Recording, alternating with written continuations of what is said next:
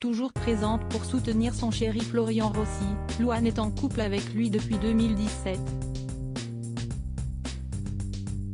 Devenu papa avec la chanteuse d'une petite fille, il a indiqué souffrir d'une maladie récemment diagnostiquée par les médecins.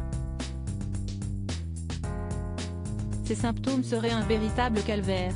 Musicien ayant accompagné de grands artistes français comme Soprano, Stromae ou encore Kenji Girac, Florian Rossi a révélé le 10 septembre 2023 avoir un gros problème de santé qui l'handicape au quotidien.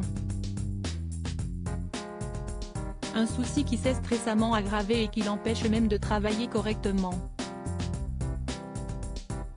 En légende d'un selfie posté dans sa story Instagram, le chéri de Louane a expliqué « J'ai une dysplasie, ça s'est déclenché en juillet suite à une otite qui a un petit peu dégénéré. En gros si quand l'oreille malade perçoit un son à une hauteur différente de l'oreille saine. Vous pouvez imaginer la cacophonie et donc l'enfer que ça peut être. Impossible de faire de la musique, d'écouter de la musique, d'être dans des endroits bruyants. Pourtant, la musique est au cœur de la vie du jeune homme qui répond d'ailleurs au nom de Pégase dans l'industrie musicale. Un problème qui devrait être résolu dans les mois qui viennent mais qui cause donc de sérieuses difficultés à l'artiste. Celui-ci a d'ailleurs tenu à rassurer ceux étant atteints des mêmes symptômes très gênants de cette maladie. En tout cas si ça peut aider des gens à ne pas paniquer et à prendre leur mal en patience voilà, si est un symptôme qui n'est pas courant et donc ça peut faire très peur quand ça survient, mais avec du temps, même si est assez lent ça se résorbe, je pensais vraiment que j'allais être bloqué comme ça.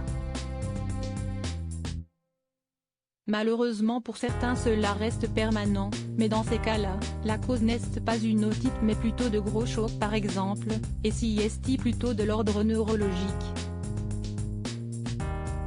Pour rappel, Louane et Florian Rossi sont en couple depuis 2017. Interviewé dans les colonnes de Paris Match, l'interprète du titre Vol avait expliqué avoir longtemps été ami avec son chéri avant de finalement lui déclarer sa flamme. Je savais que, si je me déclarais, j'allais blesser beaucoup de gens autour de moi. Jusqu'au jour où j'ai compris qu'il y avait une minuscule ouverture et j'ai toqué à la porte. Il fallait que je le lui dise pour qu'il me réponde stop. Sauf qu'il ne m'a pas dit stop. Ils sont devenus les parents d'Aimée née en 2020.